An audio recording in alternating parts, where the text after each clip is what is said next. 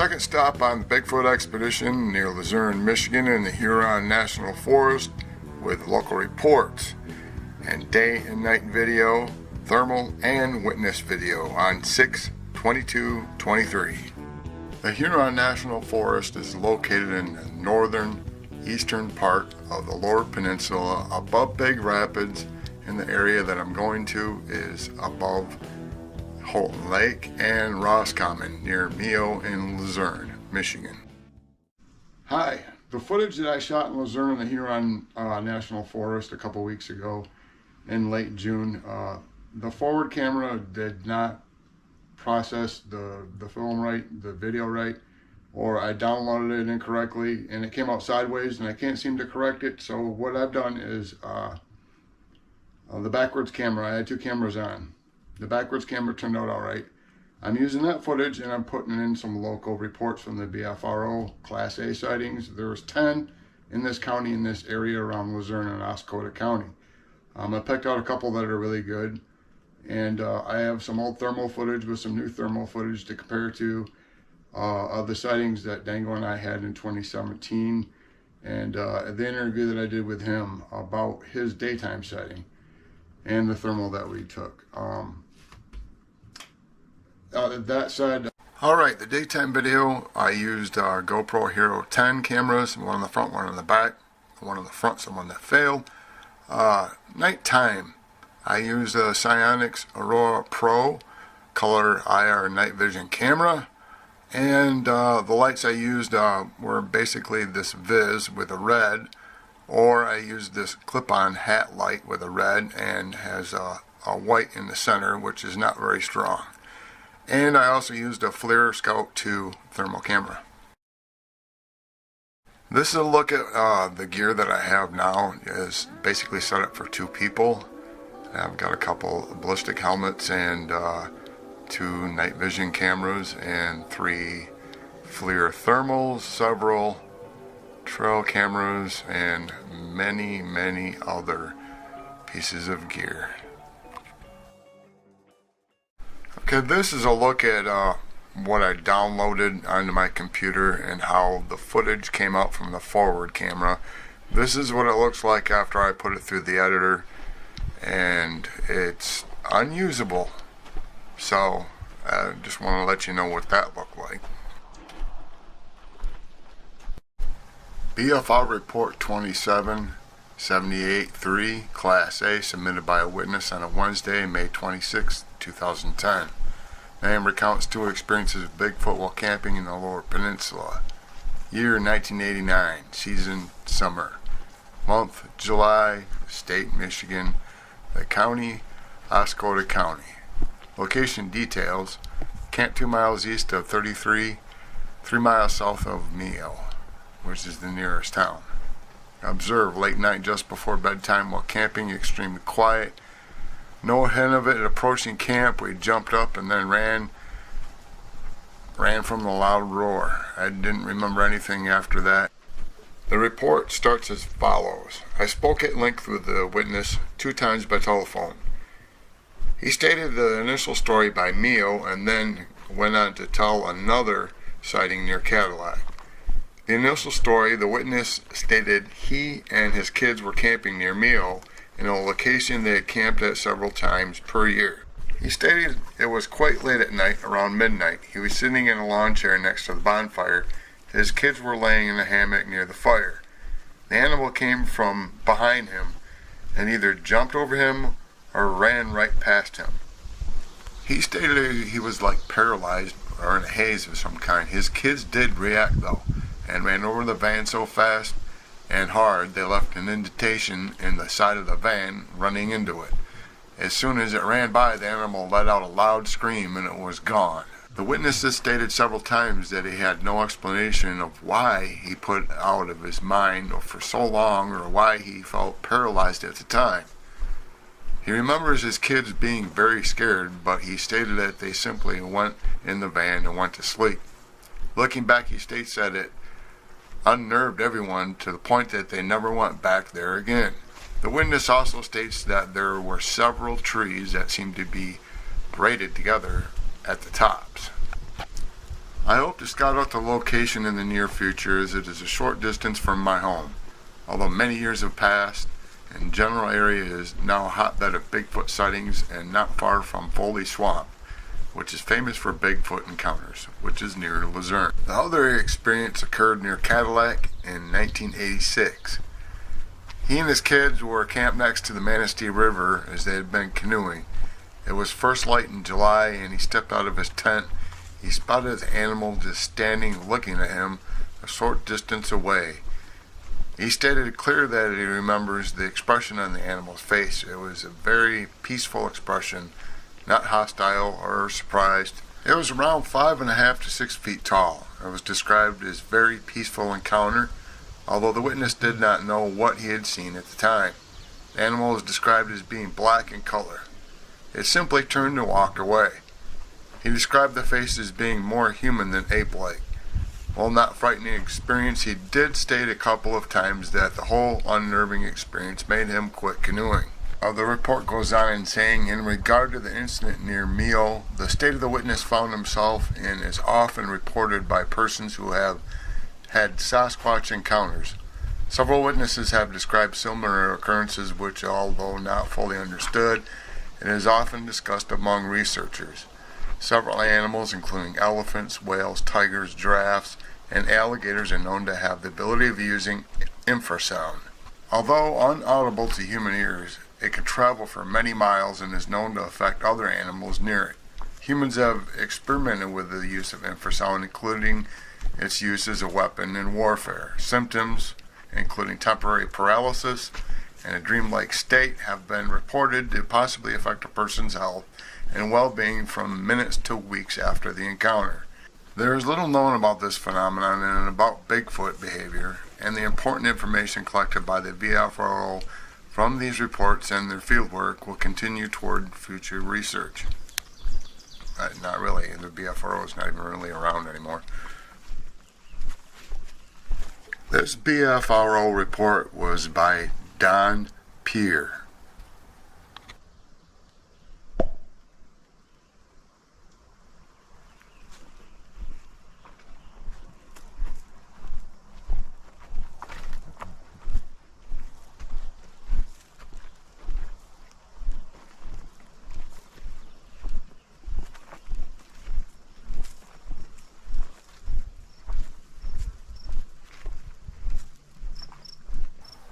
As you're watching this backwards camera, I'm about to come up on an area where Dango had his very first day sighting. He's seen plenty of Sasquatch in the night and heard them and seen their eyes shine. And this is his first day sighting spot, and he was alone. I'm going to go over that here as soon as we get to the spot. Now, we started going up in the Huron National Forest in 2014. But we didn't find this spot until 2017, so our first time in this spot was the most active time we've ever seen it. And that's where I'm going to refer to here when Dango had his sighting. This is the footage of Dango's daytime encounter. I took it with a very old camera. Please be patient with it, and I did turn up the audio. You might have to adjust a little bit to hear what he says. But what happened was, this is the first time we were ever in that spot in Luzerne in 2017. We just set up camp and some fishermen came in to fish that little creek that was in there, and Dango took off to go explore. During the day, and he just had nothing with him but his phone and some headphones, I think. And the trail that he goes down was the first time either one of us went down that trail. And this is what he saw. And when he came back, it was probably about an hour later, and the guys, these old guys that stopped by the camp, these fishermen had already left, and Dango was white as a sheet when he came back. And he said, I got to tell you what I saw. And he was white as a sheet, and he was shaking, and he had a cigarette. He had to smoke it first before he told me what he saw.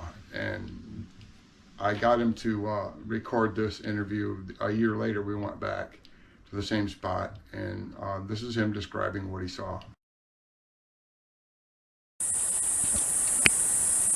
What's up, guys? So I just had my first encounter today. I'm standing about right here, which is about, I want to say like 30 yards from where I seen the actual Bigfoot. He was located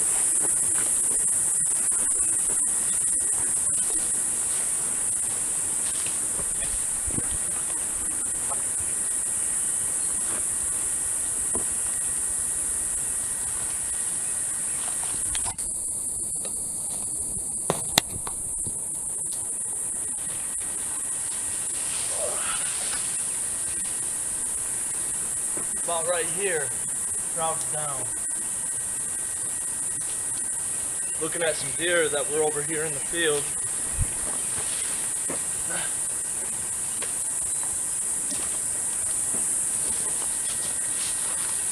I want to say it was about 7 feet. Like I said, the deer, which were right there in the field, compared to where I was standing. The deer looked at me, looked at the Bigfoot, looked at me again, which gave me this vibe of like darkness. And that's when the Bigfoot stood up. I want to say he was about 7 feet, but he wasn't fully up, he was a little crouched. Took off down this hill right here. The weeds were so tall at the time, I had shorts on like I do now. I didn't want to go running through some brush and get a bunch of ticks because they're really bad this year. So did it shake you up pretty good? Yeah, it definitely did. And that whole time I was walking back to the road, I just had this feeling a rock was gonna hit the back of my head. Yeah, that was my first thing. This next report is number 25031. It's a Class A submitted by a witness on Tuesday, November 11th in 2008. This report is also by Don Peer. It's about a bird hunter that surprises a resting Sasquatch near Curtisville. In 2008, in the fall and October, it says the date's on a Tuesday, State, Michigan, Oscoda County again, and then it says the nearest town is Glenny, although it says the nearest town is Curtisville on top. The nearest road is Brody. The report starts off, observed, I am 41 and have hunted in this area in northern Michigan a lot. First, let me begin that I have seen several times in that area that I have bird hunted 100 times. For years, I've hunted grouse along that cedar swamp that runs along the farmer's field. There's a spot where I have found numerous bones and some kind of scat. I thought it was a coyote feeding farmers' cows in the area where the coyote would drag a deer. I'm not sure what kind of bones they were, but they looked like cow or deer. The grouse would often flush from the trees, so I just figured a coyote or bear was in the area a lot. The area is a straight shot and it runs about 2 miles and has a lot of down trees and is a really ankle-breaking type of hunt with stumps and holes where trees have been uprooted. Last week while hunting, I noticed that I thought it was a dead bear about 30 yards to my right. I only looked in that direction because of a very foul odor. It was hairy and just laying there. It looked like it was out of place and had no movement. The area I hunt is very moist and soft, so you can be very quiet. Just to make sure it was a wounded bear, I grabbed a fallen tree limb and started hitting a tree. Whatever it was looked in my direction and jumped to its feet. It was standing upright. It really got up in a hurry and made a quick exit as it was running upright away from me. Now I got cut to this part where the horse goes by, and I'll start up the report here again. This horse's name was Bear, and he was a pretty cool horse. Now back to the report. The noise it made running through the woods was a very loud crashing, so I knew it was a very large animal. After the sighting, I went over to where it was laying and noticed a large bedding area that had ground dug up and a fallen tree to the east of the bed of the resting area. The last day of my hunt, I took a few pictures with my phone, but the images didn't come out very clear. I wrote down this encounter about a month ago and was embarrassed to submit it. The more I thought about it, what I saw and can remember looking and expecting to see a bear, it was puzzling to expect to see a bear and then you see something else you can't explain. I've asked myself 1,000 times, could I've seen a bear? Maybe it hurt its front legs and was forced to escape on its hind legs. But it moved too fast and navigated around trees too easy for a wounded bear. Then it looked back at me and I expected to see a long face of bear, but it wasn't. The One thing I noticed more than anything is that it had a very large rear end. I haven't been back out, but when I do go back, I will take pictures of the area. Still kind of shook me up about the whole experience, and I try to relive the encounter over and over in my head and in my mind. I haven't told anyone, and I doubt I ever will. This is a very big part of my life now, and seriously has put me in a very bad state of mind with many questions. I plan on going back up to the area the following weeks, but have not. Follow-up investigation report by BFO investigator Don Pierre. I talked with a witness at length on the phone about the incident. He stated that the entire encounter lasted only about 5 seconds. He stated that he smelled the animal before he sighted it and think it was something dead in the area. It was laying on the other side of the fallen tree. As soon as he struck the tree with a tree branch, and immediately jumped up and ran away with great speed. He is not sure if it was black or very dark brown. The fur was kind of matted in places and looked to be about 3 or 4 inches long. He stated several times in the conversation that one thing that he remembers most clearly about the enormous size of the hind end of the animal, the buttocks. He stated that hind end was just enormous and very powerful looking. The bedding area had the fallen log on one side, and the entire area had the ground scraped and cleared, with about 8 to 12 inch sides were apparently pushed up on soil and debris. I am planning to meeting with a witness on location after firearms deer season ends, and that's the end of the report. These are just 2 of the 10 reports from this county alone. These areas are very close to this woods that I'm in right now. And there's been very many Class A and Class B sightings since then that the BFO didn't pick up on, that I've picked up on, and there's probably many, many more that don't go reported. This is a hotbed area, and you can try to find the Huron National Forest areas around Luzerne and Meal and Roscommon. They're all hot areas.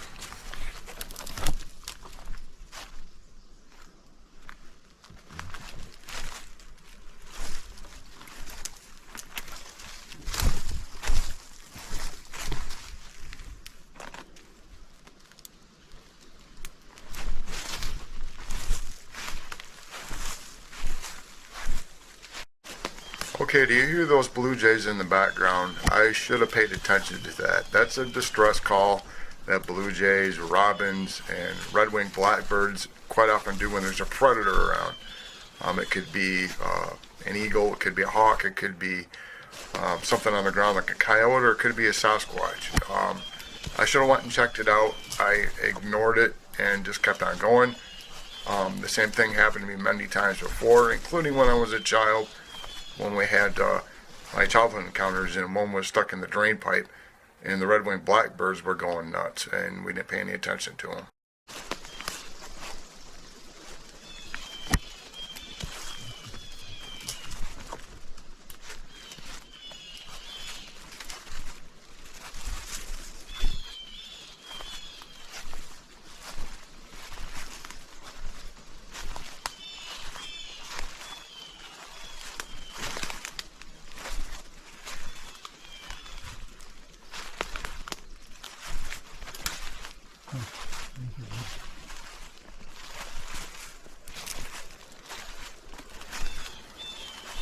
Okay, I didn't check on the birds, and I did check the rest of this video, and I didn't see anything outstanding that I could point to that would definitely say there's something in all that brush back there. There's a lot of stuff that happened in this area on that day in 2017 when we first came here. The cameras were really crappy. They're old GoPros, and I am going to try to clean up some of that footage pretty soon, probably after summer, and show you some of the things that were back here.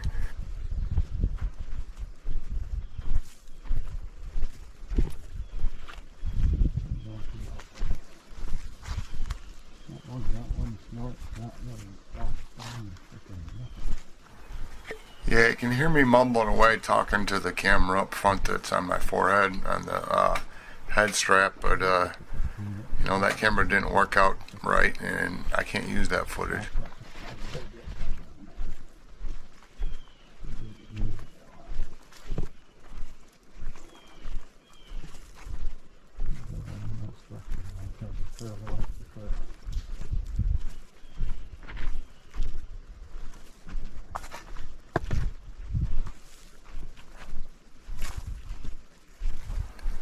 Yeah, there's some weird looking shadows in all those small saplings and brush in there that keep on darting around. It's probably the camera, but who knows, I couldn't really pick up anything in there with any kind of detail. Even with this camera, yeah, there's still a ways to go on these cameras, but this is a big improvement over the last GoPros that I had, the little Hero 5 cubes.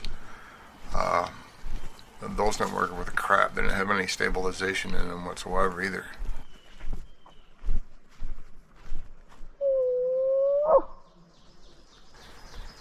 That was me just doing a little whoop, see if I could get any kind of reaction whatsoever. You know, with a horse going through here, maybe that made them scatter from this area. Maybe they're not even here this time. I wasn't here long enough to really expose myself to this whole area. The trail goes on for many miles each way. This is called Big Creek. Goes out to my campsite. And back that way. Over here, into the wild. Wow.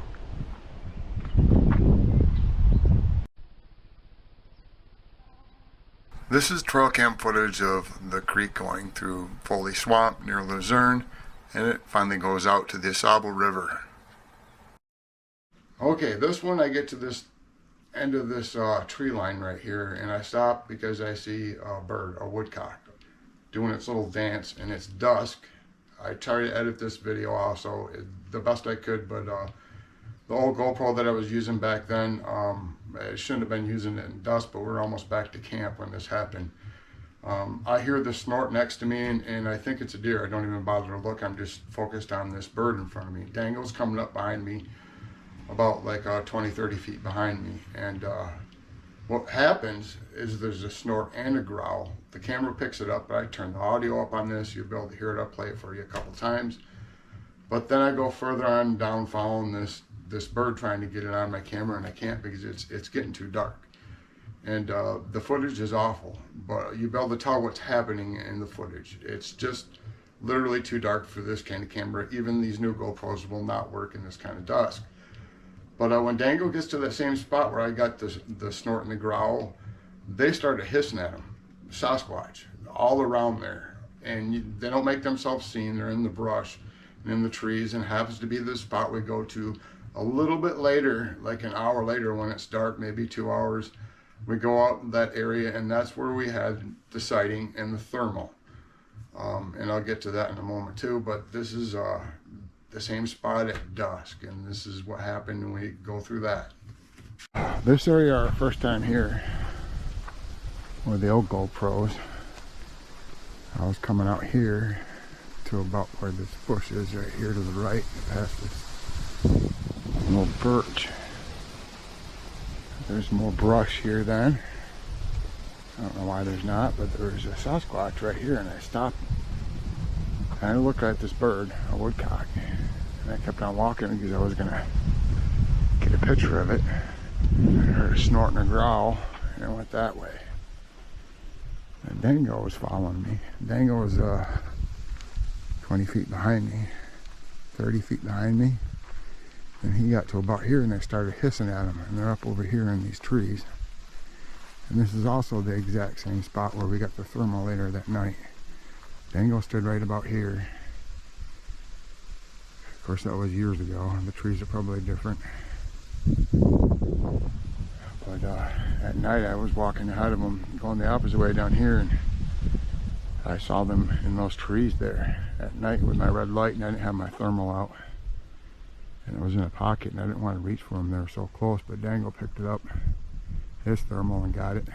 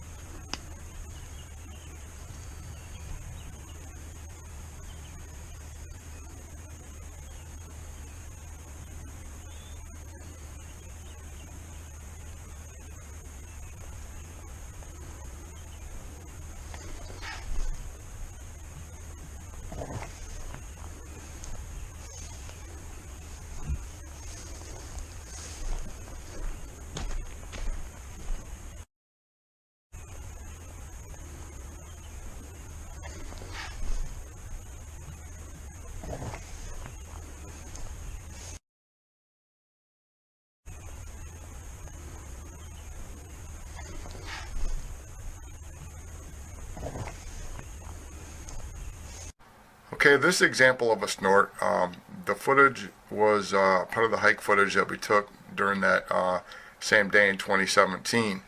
I'll put a link in the description below for more of the footage. This is a snort that I get from an answer from a whistle. And yet another snort example from Everett, Michigan on 2022. Okay, the subject's going this way towards the tree line of the woods through all the weeds and ferns. Normal speed clip looped 3 times.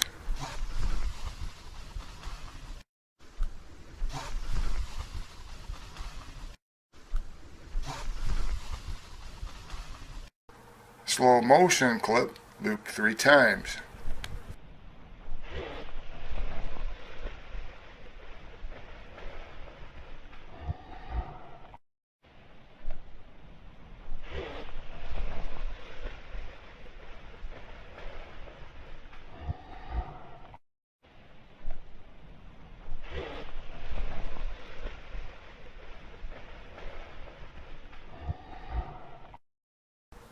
And not like you can see a whole lot because the subject's on all fours and is actually lower than most of the weeds and the brush and stuff that it goes through. With these 300 stills, you might be able to see something, but I'm going to provide them anyway, so you know, you can actually watch this thing go really slow this way without blurriness. This works pretty good.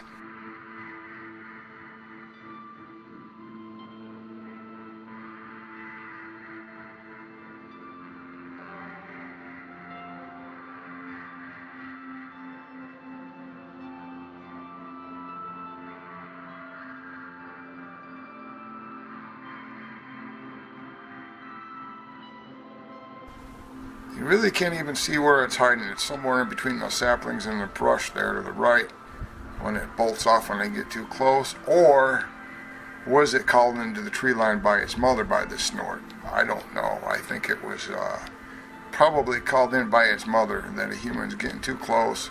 Snort, run back to the tree line to mom, because it was definitely a little juvenile Sasquatch. I'll show you here. Hold on.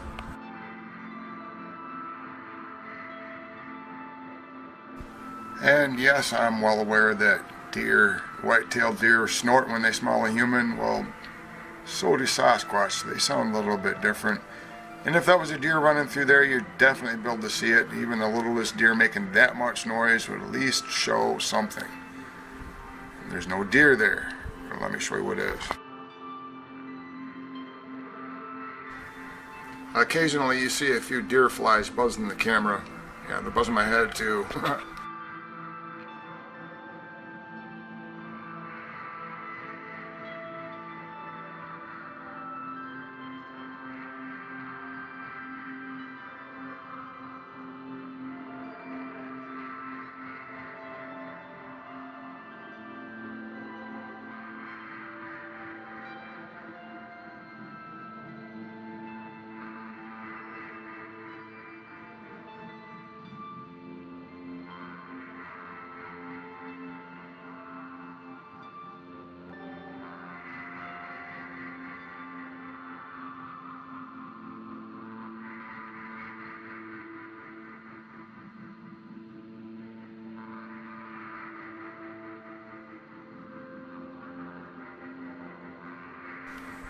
I see a lot of dark figures in that tree line also. There might be some more subjects in there, but it's really too hard to tell. I'll show you what it did find.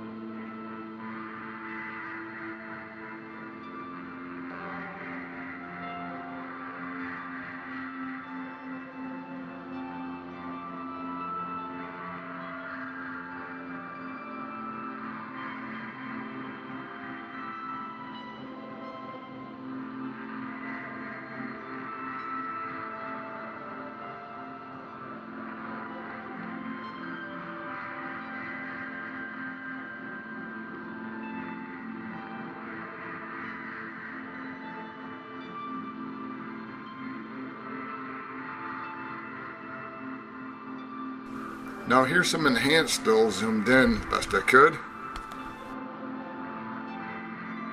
This is the little subject here in red, and this is the only time he looks back, and you can get almost a clear shot of his face. Everything else is around him. It's blurry. I'm not sure what's in the background, if that's foliage or if that's mom trying to camouflage herself. I'm just not sure. But I know for sure what's in that red circle is a bona fide juvenile Sasquatch. I've seen this guy before last year. I'll put a link in the description below when I saw him climb a tree. There's a little bit of evidence there's something else in that tree line. Some adults hiding.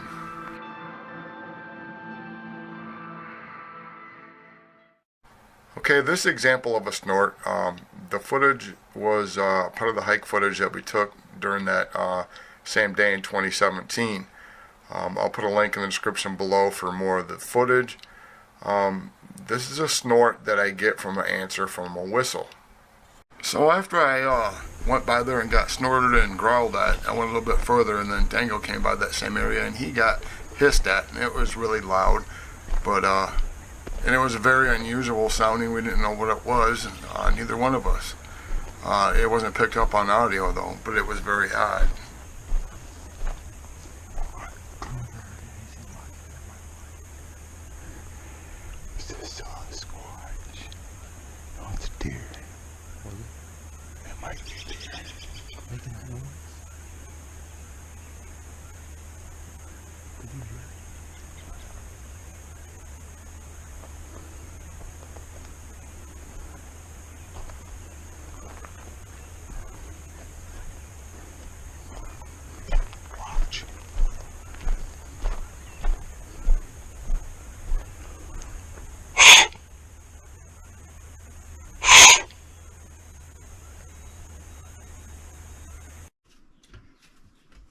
Next up is the night vision video that I shot using this red vis light, which I'm probably going to be switching to green so I can see a little bit better. This one's more of a red spot, and it kind of floods out the areas right in front of it and doesn't really go any further than that. It didn't work very well. I tried a few different lights with this Cyanix Pro night vision color camera, and I'll work in a few samples here of a few different lights that I tried, that I had with me leading up to the thermal area that we took the thermal footage of in 2017 that Dango got.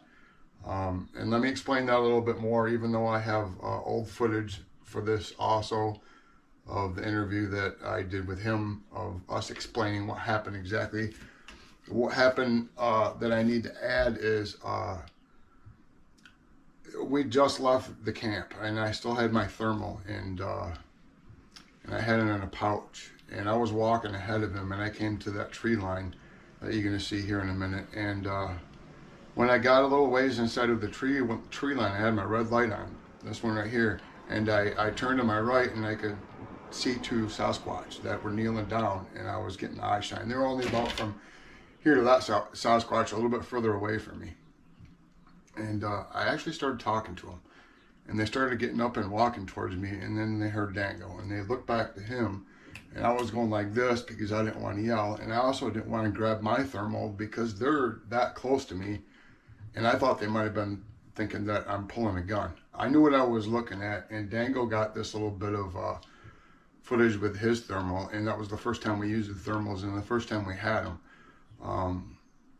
My equipment got better over the years, but you know, 2017 is when everything seemed to happen at this spot. And this is the equipment we had back then. This is the equipment we have now. I shot some more thermal footage with the exact same camera on the exact same spot now that I can compare it to Dango's old footage back then. And I know what it was because I was looking straight at the thing when he was shooting the thermal footage. And when we did that, it reached around and there was a tree up about like 8 foot, and it pulled this tree down and broke it right in half. And it was loud, and we just decided to go back to camp right after that. I mean, we didn't even get like a couple thousand feet from our camp. I wasn't even ready for anything to happen. I didn't have my thermal out. And that's another move that I don't usually make if something's in the woods like that, that Sasquatch is going to think that you're pulling something out. They don't know what it is. You know, they're probably gonna think it's a gun. So I thought I better not do that. But Dango got a little bit of footage, and I'll show you that after I show you the night vision footage I got on this camera.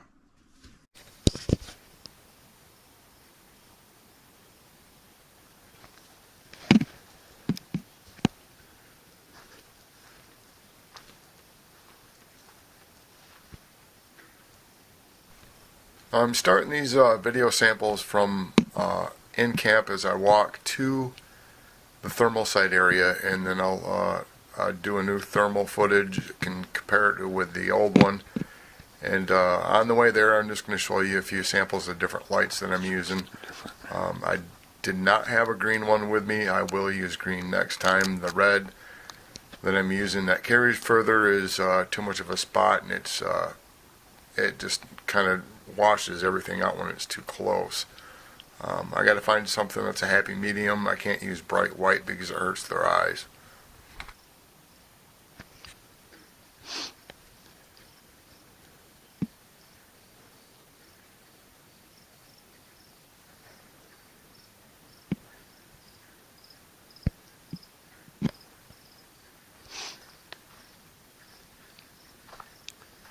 No stabilizers in this camera.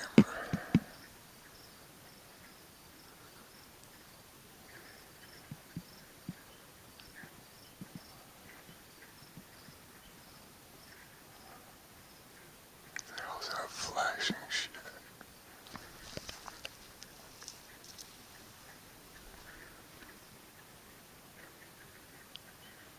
I don't know what that is.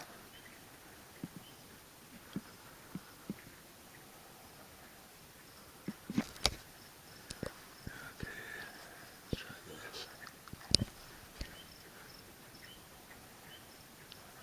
It's almost too bright.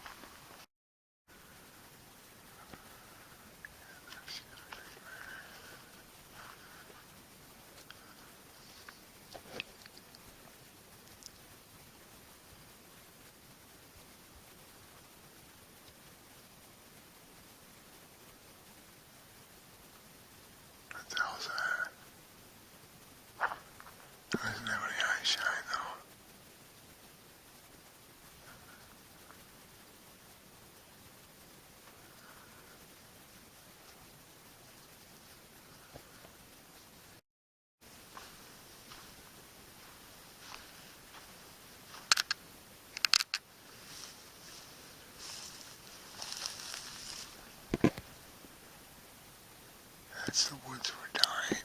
Dango shot his thermal. I'm going to shoot a thermal and see what it looks like. I'm going to turn it back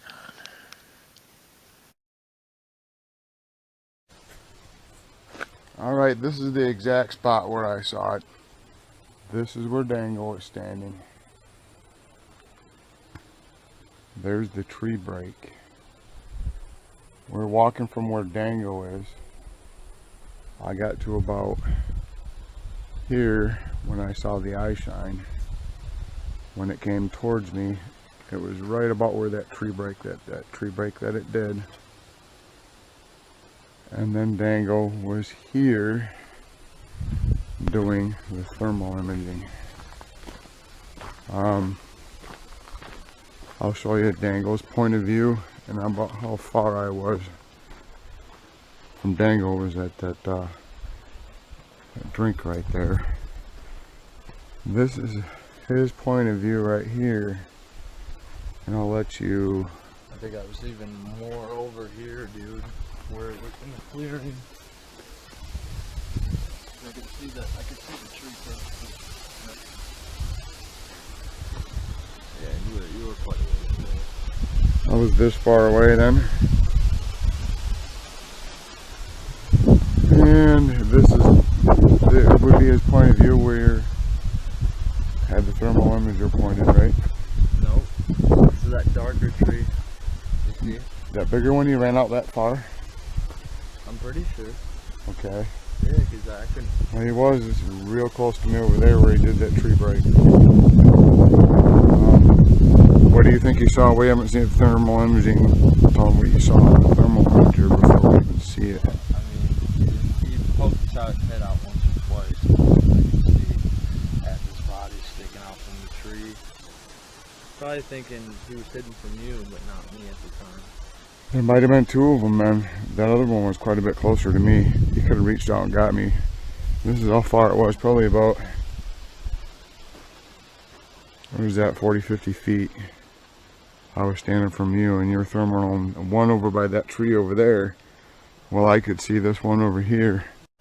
This is a daytime photograph of the tree break that took place during the thermal at night that we took. This is the video footage that Dango shot in 2017. The thermals to the left of the trees that are too close to them are reflecting off the heat. This is the 2023 footage that I shot with the same camera on the same spot. Of course, 7 years later, the trees are a little bit bigger. Here's the comparison between the two. Here's the area. This is where the thermal was shot in the area overlay. This is a still. This is a comparison to where the body is. Now, you can see the thighs, you can see all the way up to the head, and there's some brush that's covering where the head's at.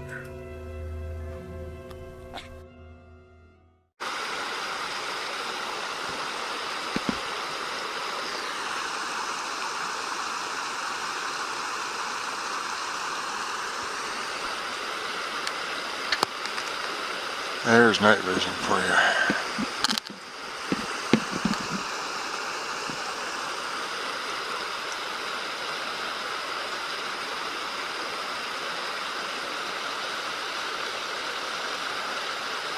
The only thing is, this kind of light attracts attention when you're walking around in the woods. They know exactly where you are, and the red light doesn't carry as far. It doesn't announce where you're at quite as much.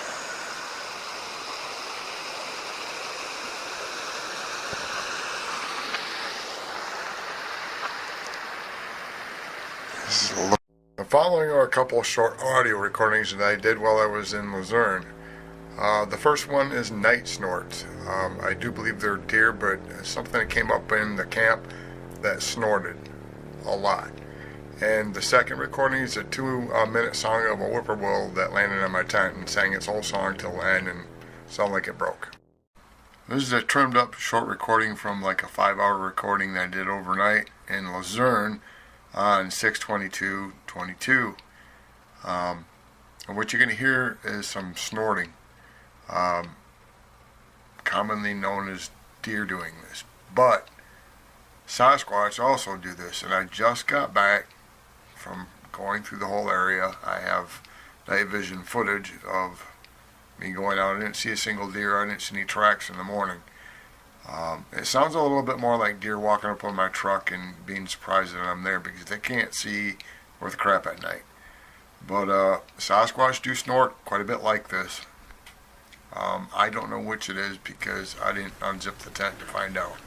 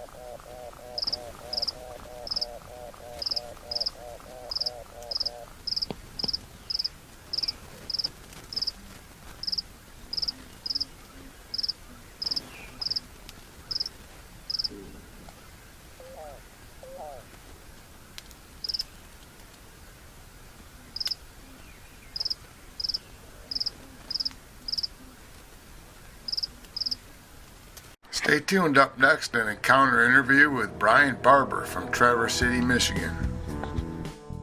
Lights were coming on. The motion lights were coming on between 2 and 4 in the morning, and when they reviewed the footage, empty peanut butter jars were bouncing. Oh my God. So that was what was setting them off. And then after... Hey, Thanks for watching. Please like and subscribe. It helps the channel. Appreciate it.